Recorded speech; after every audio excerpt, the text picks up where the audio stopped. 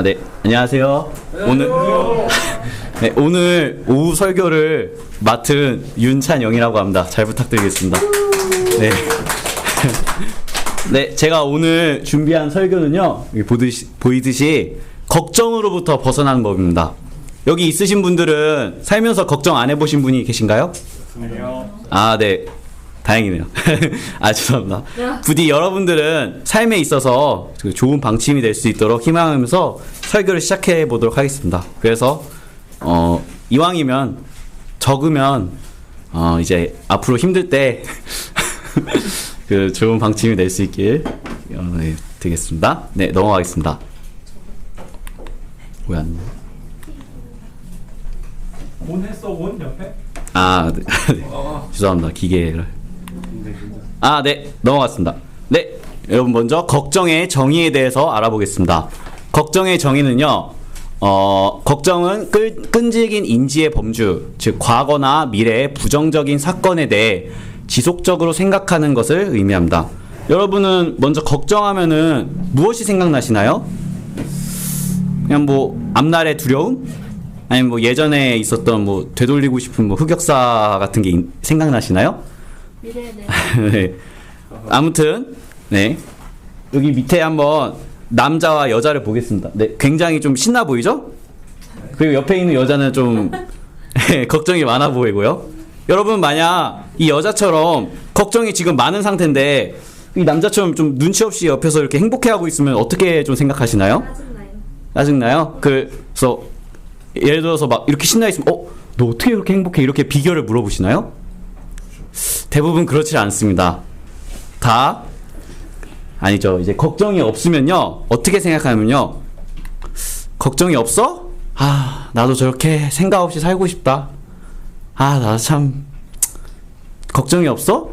참 생각이 없다. 약간 이렇게 생각하실 게 좀 대부분일 겁니다. 이제 아셨을까요? 저희는 은연중에 걱정은 곧 생각이라고 착각하고 있습니다. 물론 걱정은 생각에서 나오는 게 맞아요. 맞는데 그것을 둘 다 동일하다고 생각하는 것은 큰 오류가 있습니다. 네, 예를 들어보겠습니다. 요새 굉장히 불경기죠? 그래서 근데 보시면요, 이게 다행히 면접을 보러 오라고 저 여성분한테 이제 공고가 떨어져서 내일 이제 면접을 보게 됐습니다. 부럽나요? 네. 아무튼 다음날 이제 면접을 보게 됐는데 위아래로 여자가 하는 행동들이 다르죠? 네? 어떤 여자는 그래 뭘 적고 있고 어떤 여자는 잠을 자야 될 시간인데 잠을 잘 못 자고 있습니다. 네. 이 앞에 적고 있는 사람은요, 이제 긍정적인 생각을 가지고 있는 사람이에요. 시간을 확인한다거나 아니면 뭐 자기소개서를 검토한다거나 도착 예정 시간 및 뭐 내일 입을 옷을 준비한다거나 다양한 것들을 생각하고 준비하는 것입니다. 반면에 밑에 있는 사람은요, 이제 어리석은 생각을 가득 차가지고 막 쓸데없는 걱정들을 막 하는 겁니다. 내일 늦으면 어떡하지? 내일 면접관이 나를 마음에 안 들어하면 어떡하지?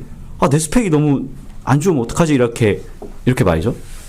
보면요, 이 두 여자는 내일 공통적으로 면접을 보는데 왜 이렇게 차이가 나는지 아십니까? 바로 생각의 차이일 뿐입니다. 긍정적인 생각은 보이다시피 긍정적인 행동을 낳고 이것이 걱정으로 이어지지 않지만 어리석은 생각이 곧 걱정으로 이어지는 것을 저희는 확인할 수 있습니다. 네. 저희들은 살면서 생각을 많이 하게 되잖아요. 그럴 때 이제 걱정거리들이 한두 개가 아니고 그런 스트레스로 인한 힘듦이 그 어떤 세대보다 커지고 있음을 저희는 절실히 느낍니다. 하지만 여러분들 이렇게 생각하실 수 있습니다. 누구나 걱정거리들이 다 있는데 다들 있고 그냥 그런 것들을 늘 가지고 있으면서 사는 건데 너무 오버하는 게 아닌가? 이렇게 생각하실 수 있습니다. 그렇지만 걱정이 없을 수는 있어요. 없지만 걱정이 커지면은 얼마나 위험한지 제가 보여드리겠습니다. 예. 첫 번째, 스트레스 호르몬 분비로 인한 신경계 손상. 두 번째, 어깨와 목이 긴장되며 편두통 및 긴장성 두통. 세 번째, 호흡이 불안정해져서 천식 및 폐 질환 등 악화. 네 번째, 심장이 빨리 뛰어 고혈압, 심장마비, 뇌졸중 등 동맥 혈관이 단단해 콜레스테롤 수치까지 상승 가능. 그래서 보시면요. 이렇게 엄청나게 많아요. 제가 심지어 이거를요. 여백이 부족해서 더 못 적었습니다.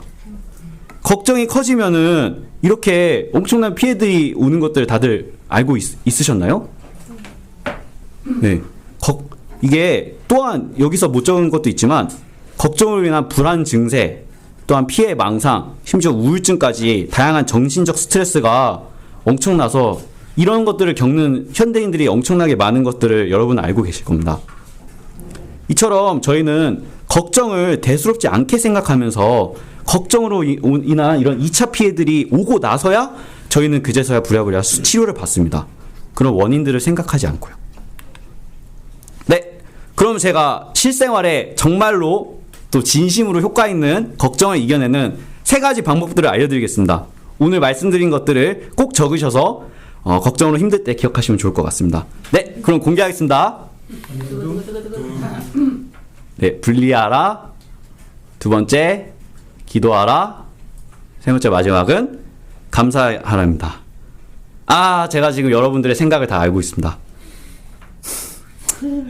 다 아는 건데, 다 들은 건데 맞으시죠? 이미 다 해봤는데 아직 끝나지 않았습니다.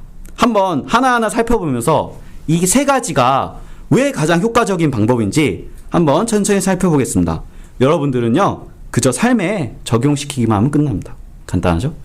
그 3가지를 다 눈에 보이셨고 적으셨다면 다음으로 넘어가겠습니다. 네, 첫 번째 파트입니다. 분리하라. 분리하라는 것이 뭘까요? 오늘 말한 3가지 중에 가장 감이 안 잡히실 것 같은데 제가 한번 쉽게 비유로 설명드려 보겠습니다. 여기 작은 배가 보이시죠? 바다를 잘 항해하다가 옆구리에 이렇게 노란색 구멍이 났네요. 보통 배 밑에 구멍이 나면은 그 배는 어떻게 되는 거죠? 그쵸, 용궁으로 가는 겁니다. 하지만 요새 사람들은요 이런 사태를 이제 대비하고 바보가 아니기 때문에 이제 보시면요 이게 밑에 배처럼요 벽을 딱 세워서 나눠져 있게 제작을 하고 있습니다. 이거를 요새 말로 방수격벽이라고 하는데요. 이렇게 똑같이 구멍이 나도 배 전체에 차오르지 못하도록 벽으로 나누는 기술을 의미합니다. 요새 배들은 다 전부 설치가 되어 있는 그런 현대적인 보편적인 기술입니다. 네. 그럼 보이셨듯이 저희는 이제 배가 나눠져 있는 걸 배웠죠? 그럼 이제 이것을 똑같이 삶에다가 적용을 해볼까요? 바로 어제, 오늘, 그리고 내일입니다. 이 3가지 중에 자기가 속해 있는 것이 없는 사람 있습니까? 없죠? 내일이 없을 수도 있어요. 그걸 생각 못했네요. 알겠습니다. 알려주셔서 감사합니다. 네, 그러면 어쨌든 이 3가지 중에 저희는 분명히 괴로운 날이 있었을 테고 그 앞으로도 있을 것이고 어쩌면 오늘이 제일 괴로운 날이 될 수도 있어요. 그 한번 과거와 내일에 대해서 성경은 어떻게 말하는지 한번 보겠습니다. 네, 이사야서 43장 18절에서 19절을 읽어보도록 하겠습니다. 읽어주시면 감사하겠습니다. 시작. 너희는 이전 일들을 기억하지 말라. 또한 옛날 일들을 숙고하지도 말라. 보라, 내가 새로운 일을 행하겠노라. 이제 그것이 나타나리라. 너희가 그것을 모르겠느냐? 내가 심지어 광야 가운데서 길을 만들고 사막 가운데서 강들을 만들겠노라. 네, 감사합니다. 이미 지나간 일에 대해서 너무 크게 후회하거나 걱정하지 마세요. 분명히 적혀 있습니다. 내가 새로운 일을 행하겠노라 라고 적혀 있지 않습니까? 이게 무슨 말이냐면요, 나는 과거에 쓸모없고 한심한 인생을 살았으니 앞으로 내 인생은 뻔해, 이게 아니에요. 내 과거가 아무리 형편없어도 주님께서는 능히 새로운 길을 제시하실 수 있는 그런 분입니다. 또한 주님께서 다시금 묻지 않습니까? 너희가 그것을 모르느냐고요. 그리고 미래에 대해서 죄송합니다. 미래에 대해서 어떻게 말하는지 보겠습니다. 마태복음 6장 34절입니다. 제가 읽어보겠습니다. 그러므로 내일을 위해 걱정하지 말라. 이는 내일이 스스로 내일에 속한 것들을 걱정할 것이기 때문이라. 그날의 악은 그날로 족하니라. 네, 굉장히 유명한 구절이죠. 다 내일을 위해 걱정하지 말라. 이게 어떤 말이냐면요. 내일은 머리를 뭐 비우고 살아도 된다는 뜻이 아닙니다. 말씀을 보이면요. 내일은 자기 스스로 내일에 속한 것들을 걱정한다고 나와 있습니다. 오늘의 내가 침범할 영역이 아니라는 소리입니다. 좀 더 이해하기 쉽게 한번 예를 들어볼게요. 여러분들은 살면서 설거지를 다 하시죠? 네. 혹시 하루에 설거지 얼마나 하시나요? 네. 물어보는 거예요. 그릇 몇 개 정도 닦으세요? 세네 개요? 그 연수자님은 얼마나 닦으세요? 하루에요? 네. 50개요. 이렇게 좀 천차만별인데 하루에 한번 평균적으로 15개라고 한번 가정해 보겠습니다. 하루에 15개면요. 일주일은 몇 개죠? 105개. 한 달이면요. 450개. 1년이면요. 5,475개. 그 휴가까지 한 3년 남았다고 쳐보겠습니다. 그러면 3년 동안 휴가 마지막까지 할 설거지 개수는요. 16,425개입니다. 15개라고 가정했을 때요. 여러분 괜찮으세요? 이 정도 설거지 할 수 있으세요? 아니요. 하지만 여러분들은 그럼에도 하실 겁니다. 왜요? 잔소리해서요? 아니 뭐 자기는 배달 음식 시켜 먹어서 설거지 안 해서 상관없습니까? 그게 아니라 하루 분량의 설거지만 하기 때문에 이 많은 설거지들을 할 수 있는 겁니다. 그 누구도 과거에 먹었던 깨끗한 그릇을 다시 설거지하진 않고요. 미래에 먹을 순간을 위해 이미 깨끗한 그릇을 다시 설거지하지 않습니다. 오늘의 닦을 그릇만 설거지하기 때문에 여러분들은 이 많은 그릇들을 설거지할 수 있는 겁니다. 설거지 이야기가 너무 길었지만 다시 말하겠습니다. 이것처럼 저희는 과거와 내일에 괴롭고 힘겨워하는 게 아니라 그저 오늘을 살아야 합니다. 어떻게 해요? 자, 마태복음 6장 33절입니다. 읽어보겠습니다. 오직 너희는 먼저 하나님의 왕국과 그분의 의를 구하라. 그리하면 이 모든 것들이 너희에게 더해지리라. 네, 이 구절은요. 마태복음 6장 34절. 그 바로 전의 구절에 있는 거예요. 걱정하지 말라 그 전에요. 네, 뭐라고 맨 처음에 시작합니까? 오직 너희는 먼저, 주님은 내일을 걱정하기 전에 먼저 하나님의 왕국과 그분의 의를 구하라 했습니다. 이것이 가장 중요합니다, 여러분. 그분의 의를 구하는 건 언제 할 수 있습니까? 어제 했으니 괜찮나요? 아니 뭐 내일 할 테니까 오늘은 그냥 쉴까요? 아닙니다. 할 수 있는 건요, 바로 지금 이 순간 오늘밖에 없습니다, 여러분. 네, 다음 넘어가 보겠습니다. 네, 저희는 예수님께서 이렇게 기도하라고 상세하게 나타낸 구절을 알고 있을 겁니다. 바로 마태복음 6장 9절부터 시작하는 구절이거든요. 거기에 시작은 이렇게 나와 있습니다. 이날 우리에게 우리의 일용할 빵을 주시옵고, 이렇게 나와 있습니다. 영어로는 this day인데 그 오늘이거든요. 이날, 오늘 우리가 먹을 수 있는 빵만 요청하랍니다. 유통기한 지난 빵을 요청합니까? 아니면 밀가루 반죽도 못해서 완성되지 못한 나중에 먹을 빵을 달라고 요청합니까? 아니에요. 오늘 하루를 보내기에 문제 없는 것들을 주신다고 나와 있습니다. 이것은 감사입니까? 네, 감사입니다. 이렇게 생각하실 수 있어요. 아니, 주님께서 평생 먹을 빵 주시면은 되는 거 아닙니까? 그렇게 불평하는 것이 아니라 오늘 하루가 빵도 없어서 굶어 죽지 않게, 하루가 무너지지 않도록 주님께서 주시는 선물이자 엄청난 은혜입니다. 이것은 저희가 기도하는 한 매일 반복될 것이라고 저는 확신합니다. 여러분도 확신하십니까? 네, 감사합니다. 그리고 또한 주님의 큰 은혜를 보여주는 좋은 본보기가 또한 있습니다. 오늘 설교에서도 배웠는데, 네, 창세기 39장 5절 요셉의 일화입니다.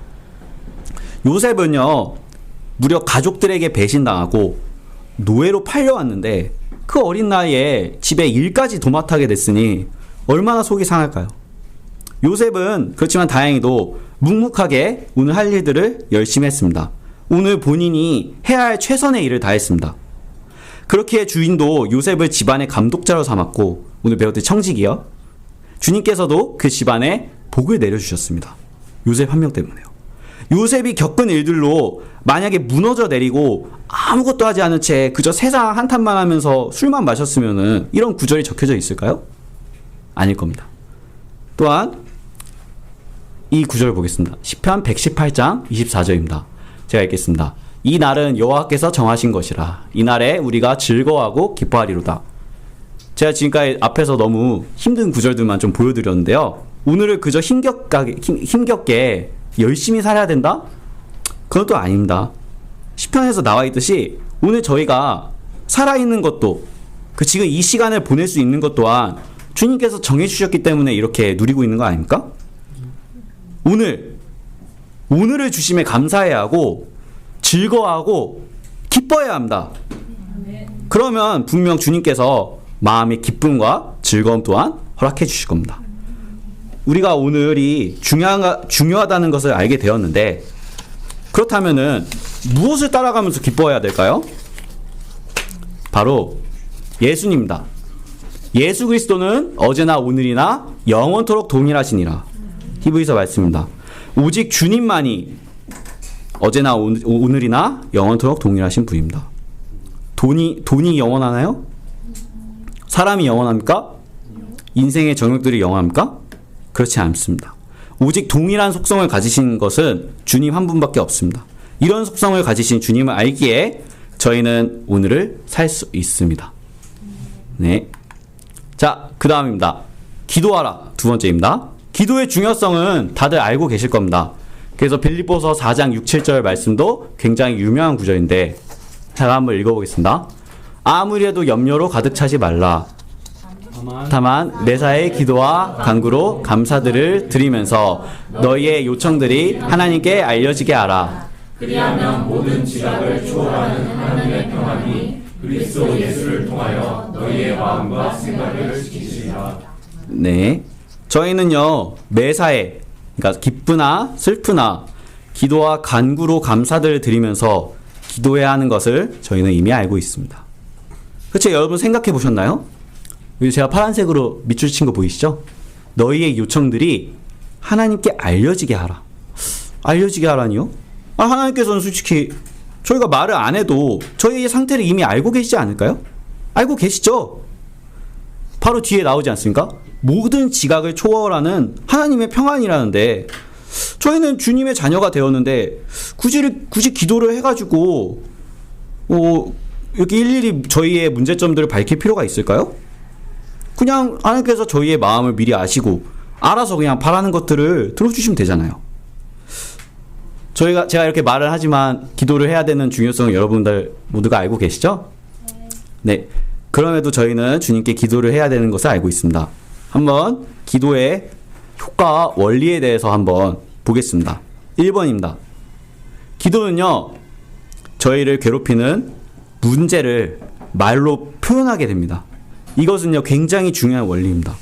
나의 문제가 무엇인지도 모르고 불확실할 때 저희는 그것을 해결할 수가 없습니다.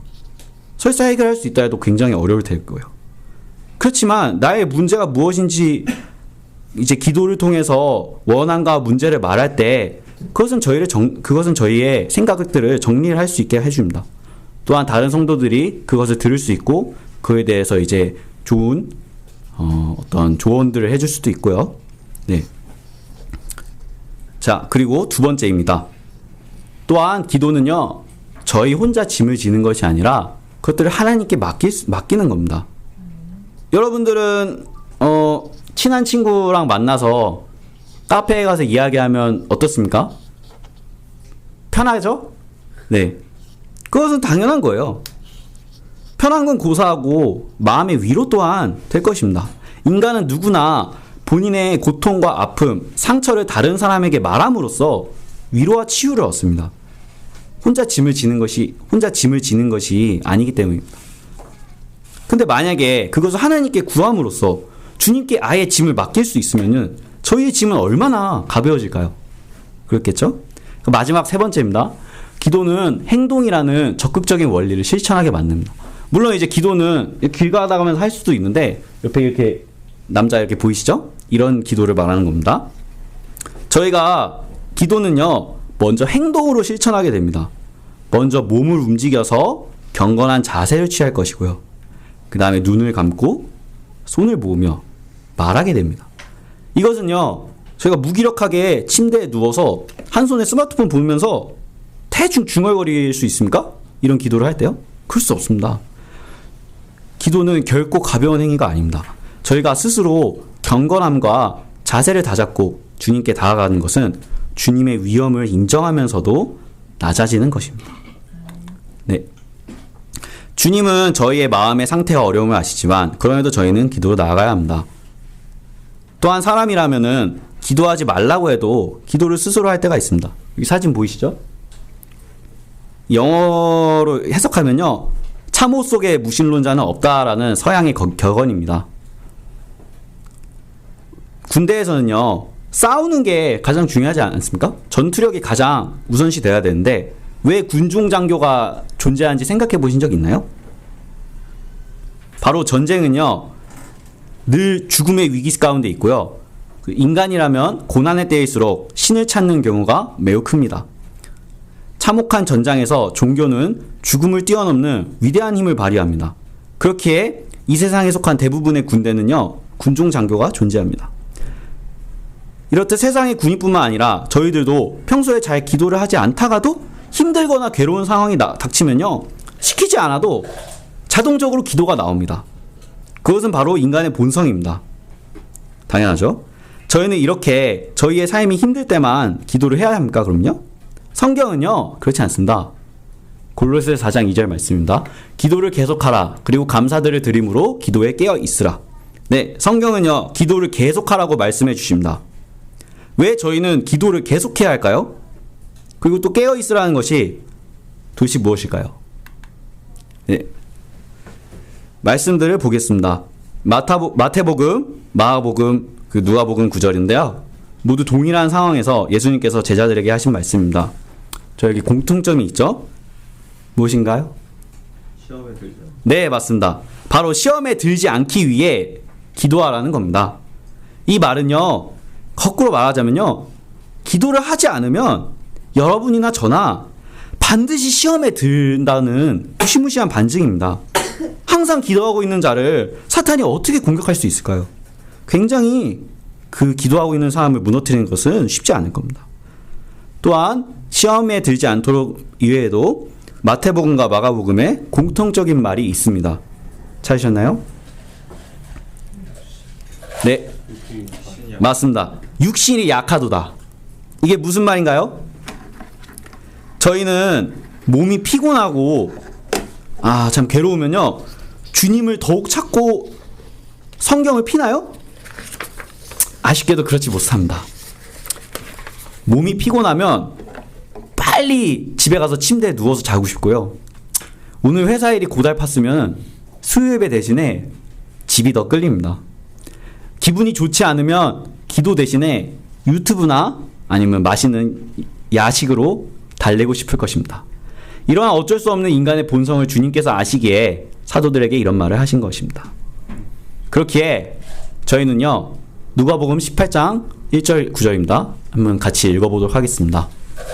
주님께서는 사람들이 항상 기도해야 하고 낙담하지 말아야 한다는 이런 취지에서 그들에게 이르고. 네, 그렇습니다. 저희는 이 말씀처럼요, 항상 기도해야 합니다. 그렇기에 저희는 낙담하지 않을 수 있습니다. 이것은 우리가 어려움에 빠졌을 때만 기도하는 것은 마치 위기의 순간에만 구명조끼를 고르듯이 기도를 때와 장소를 골라 하는 것입니다. 그렇기에 때와 장소를 구분하지 않고 항상 기도를 할 마음의 준비를 하고 있으라는 것입니다. 네, 다음 보겠습니다. 네, 마지막인 감사하라입니다. 세 번째요. 감사하라. 뭐 힘든 상황에 감사하는 게 필요한 거는 저희도 다 아실 겁니다. 네, 그렇기 때문에 한번 관점을 바꿔서 재밌는 비유를 해보겠습니다. 여기 뭐 직장인이 보이죠? 이 사람은요, 오늘 첫 출근을 하게 됐어요. 와, 아주 요즘 같은 불경기에 대단하죠? 그렇지만 어떻게 보입니까? 많이 긴장돼 보이죠? 네, 맞습니다. 첫 출근을 하게 되면요, 새로운 사람도 만나고 또 새로운 업무도 만나고 또 이제 어떤 일들이 닥칠지 몰라요. 그럼 미지의 세계로 들어가는 것만큼 긴장되는 것은 아마 없을 겁니다. 근데 한번 가정해 봅시다. 이 사람이 첫 출근하고 1년이 지났어요. 어떻게 바뀌었을까요? 보면은 처음이랑 상태가 똑같죠? 여러분은 첫 출근하고 나서 1년 뒤에도 처음이랑 똑같이 긴장하고 있으면은 어떻게 생각하십니까? 병원을 가봐야 될까요? 아마 이런 분은 없을 겁니다. 1년이면요, 뭐 웬만큼 다 익숙해졌을 테니까요. 제가 왜 이런 비유를 했을까요? 한번 앞서서 저희는 성경 구절을 볼 필요가 있습니다. 이사야서 51장을 보겠습니다. 51장 2절과 4절입니다. 주님께서는 저희에게 뭐라고 말씀하십니까? 너희의 조상을 보라고 하십니다. 아브라함과 사라에게 약속하신 것들이 어떻게 되셨는지 여러분 알고 계신가요? 여러 가지 고난들도 있었고, 참 성경에 안 적혀 있는 그런 힘든 것들도 분명 겪었을 겁니다. 그렇지만 끝내 주님께서 하신 말씀들을 성취하게 하셨고, 또한 아브라함과 사라에게 수많은 복들을 주셨습니다. 저희의 인생도 그렇습니다.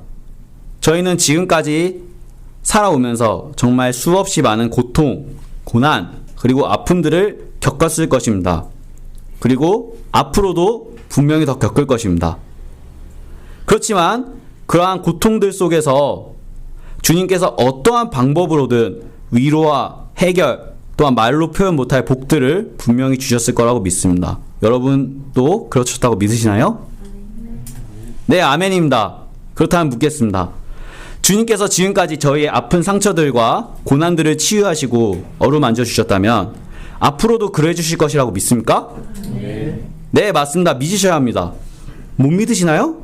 못 믿겠다는 건요, 제가 방금 보여드린 첫 출근하는 남자가 1년 뒤에도 똑같이 긴장하는 것과 다를 바가 없습니다. 저희는 주님을 믿은 지 심지어 여기서 1년은 훨씬 더 되신 분들이 많지 않습니까? 아직도 주님의 인도하심을 못 믿으시나요? 그러니 더 이상 두려워하거나 걱정하지 마시고요. 주님께 경청하시고 주님께 맡기십시오. 주님은 능히 그러실 만한 분입니다. 그 증거는 성경뿐만 아니라 저희가 지금까지 살아 걸어온 길들로 분명히 증거된다고 저는 확신합니다. 여러분들도 확신하셔야 될 겁니다. 네, 그렇게 시편에 다윗이 이렇게 고백할 수 있는 것입니다. 제가 읽어보겠습니다. 오 주 나의 하나님이여, 당신께서 행하신 당신의 경이로운 역사들에 우리를 향하신 당신의 생각들이 많사오니 그렇게 당신께 정연하게 헤아릴 수 없나이다. 설령 제가 그것들에 관하여 선언하고 말하려 한다 해도 그것들은 세워질 수 있는 것보다 더 많나이다. 네. 여러분은 다윗보다 많은 고난을 당했다고 자부하실 분 있으신가요? 여기에요? 아마 없을 겁니다. 다윗의 원수는요, 시편 69장 4편에요. 한번 찾아보시겠습니까? 시편 69장 4편이요. 네, 한 분께서 한번 읽어주세요. 저를 아무런 까닭 없이 증오하는 자들이 저의 머리털들보다 더 많나이다. 저를 멸하려는 자들, 곧 부당하게 저의 원수들이 된 자들이 막강하나이다. 그때 저는 제가 갈취하지 아니한 것도 반환하였나이다. 네, 머리털들보다 많답니다. 심지어 아무 까닭 없이 증오를 한답니다. 저희의 인생에 만약에 저를 아무 이유 없이 싫어하거나 증오하는 사람이 옆에 있으면 얼마나 힘들까요? 심지어 다윗 때는 그냥 증오였겠습니까? 죽이려고 했던 자들이에요. 근데 그런 사람들이 저희 주위에 한 명만 있어도 엄청 힘들 텐데, 그런 자들이 머리털들보다 더 많다면은, 와, 다윗은 하나님을 원망해도 괜찮지 않을까요? 다행히도 그렇지 않았습니다. 다윗은 자신의 힘듦과 고통을 있는 그대로 주님께 기도드리는데 매우 훌륭한 삶을 살았습니다. 하물며 이런 힘든 가운데서도 주님께 받은 수많은 복들을 감사할 줄 아는 복된 사람이었습니다. 저희는 다윗보다는 분명히 평안한 삶을 허락받아 살고 있을 텐데 왜 다윗처럼 이러한 고백이 나오지 않을까요? 한번 스스로의 삶을 기억해 보시길 바라겠습니다. 주님께서는요, 저희 인생에서 그 수많은 어려움들, 큰 수술, 아니면 소중한 사람의 구원, 어떠한 진로의 인도, 아니면 진정 간절하게 바랬던 것들, 아니면 생각지도 못한 해결 등 정말 셀 수 없을 정도로 저희의 인생에 개입하셨을 겁니다. 그것들을 결코 당연하게 여기지 마시고 감사하길 바라겠습니다. 네. 네, 지금까지 저희는 3가지의 걱정으로부터 벗어나는 방법들을 배웠습니다. 물론 아직 완전히 와닿지 않으시는 분들도 있으실 겁니다. 이런 것들은요, 사실 저희가 앞으로 삶을 살아가면서 계속 적용해야 할 겁니다. 저희는요, 생각을 하면 할수록 걱정과 고민은 무조건 따라 들어오는 것이기 때문입니다. 그럼에도 저희는 기억해야 합니다. 왜요? 네, 잠언 4장 23절 말씀 한번 읽어보겠습니다. 열심을 다하여 너의 마음을 지키라. 이는 인생의 문제들이 거기에서 나오기 때문이다. 네, 이런 것들로부터 저희의 마음을 지키지 못한다면요, 인생의 문제들이 계속 나오기 때문입니다. 그래서 어떻게 해야 합니까? 열심을 다해서 마음을 지켜야 합니다. 열심을 다해서요. 우리의 마음을 지키는 건요, 사실 근데 그렇게 티가 나지 않아요. 저 혼자만이 하는 행동이니까요. 그러면은 이렇게 마음을 계속 다스리려고 지키면은 그것들은 평생 해야 될 텐데 별 쓸모가 있을까요? 그렇지 않습니다. 잠언 16장 32절 말씀 제가 읽겠습니다. 분노하기를 늦추는 자는 막강한 자보다 나으니라. 그런즉 자기 영을 다스리는 자는 도시를 점령하는 자보다 나으니라. 네, 성경에서는요, 자기 영을 다스리는 자는 도시를 점령하는 자보다 낫다고 합니다. 만약에 제가 전도도 정말 열심히 하고 교회에서 청소도 정말 열심히 하고 사람들에게 아무리 상냥하게 잘해도요, 제가 사소한 일들로 짜증내고 삐지고 쉽게 낙담하잖아요. 그런 사람은요, 단언컨대 아무리 많은 도시를 점령해도 자신의 영을 다스리는 자보다 나을 수 없을 겁니다. 그러니 저희 모두 이 말씀을 명심해야 할 겁니다. 네, 마지막입니다. 네, 앞서 배운 방법들은 저희는요, 사실 이미 알고 있을 겁니다. 제가 굳이 오늘 말하지 않아도요. 기도하라는 것, 또 감사하라는 것, 주님 안에 있으라는 것들 다 설교에서 분명 들었을 것입니다. 수없이 들었을 겁니다. 그럼에도 저희의 인생이 걱정으로 가득 차고 낙담하는 이유는요, 바로 들었고 알았음에도 실행하지 않기 때문입니다. 누가복음 6장 46절에서 49절 말씀입니다. 제가 한번 차근차근 나눠서 읽어보겠습니다. 그런데 어찌하여 너희는 나를 주여 주여 하고 부르면서 내가 말하는 것들을 실행하지 아니하느냐. 네, 저희에게 하는 말들이 아닌가요? 안 믿는 자들이 어떻게 주여 주여 할 수 있겠습니까? 기도, 감사, 화평, 사랑 등등 수많은 것들을 배웠음에도 저희의 인생에 대입하지 못하는 우리에게 하시는 말씀입니다. 그리고 두 번째입니다. 누구든지 나에게 나와서 내가 말하는 것들을 듣고 그것들을 실행하면 그가 누구와 같은지 내가 너희에게 보여주겠노라.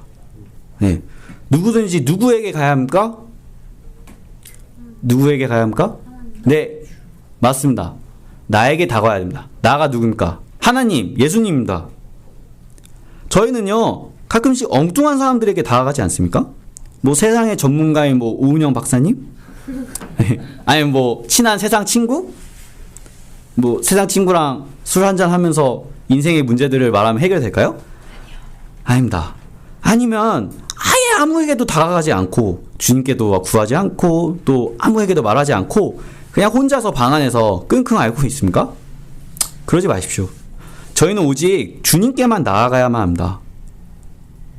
그리고 이제 뭐라고 되겠습니까? 내가 말하는 것들을 듣고 이렇게 나와 있습니다. 내가 말하는 게 무엇입니까? 성경의 말씀이 되겠죠? 그리고 그것들을 실행하는 자는 누구와 같은지 보여주겠답니다. 그 누굴까요? 그럼 대단한 사람이 과연 누굴까요? 네, 제가 읽겠습니다.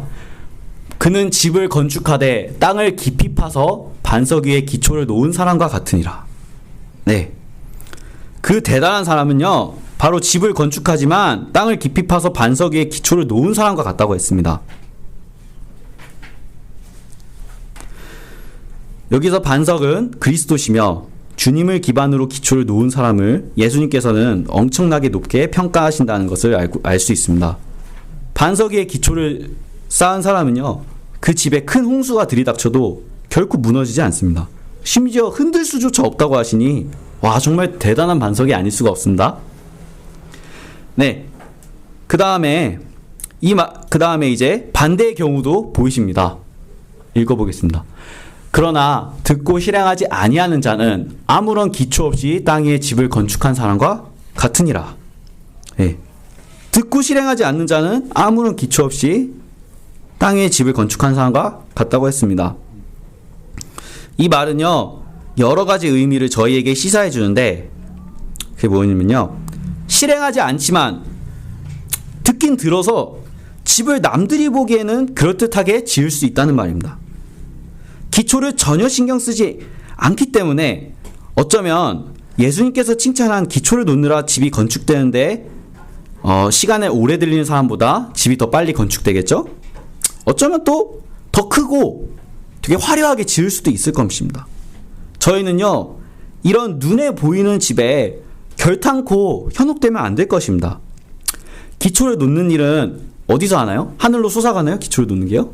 아닙니다. 땅 밑으로 가는 겁니다. 눈에 쉽게 보이겠습니까? 그렇지 않습니다. 남들이 쉽게 볼 수 없을 것입니다. 어쩌면 기초를 다 놓을 때까지 나와 하나님만 알고 계실 수도 있습니다. 다른 사람들은 끝까지 모를 수도 있어요. 인정을 받을 수 없다는 것이겠죠? 그렇지만 이런 눈에 보이는 것들에 너무 신경을 쓰지 마세요. 저희의 신앙은 애초에 남들에게 칭송받고 자랑하고 혹은 세상에 속한 여러 가지 SNS 같은 매체에다가 보여지라고 만들어진 것들이 아닙니다.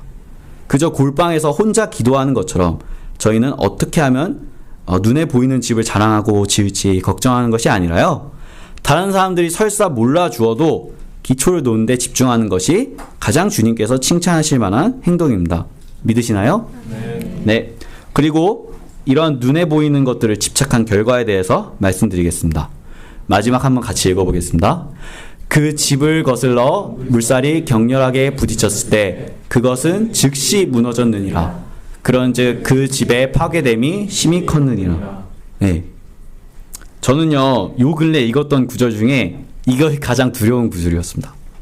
기초를 놓은 사람의 집이나 기초가 없이 지어진 집이나 모두 평등하게 홍수의 물살은 격렬하게 부딪힐 것입니다.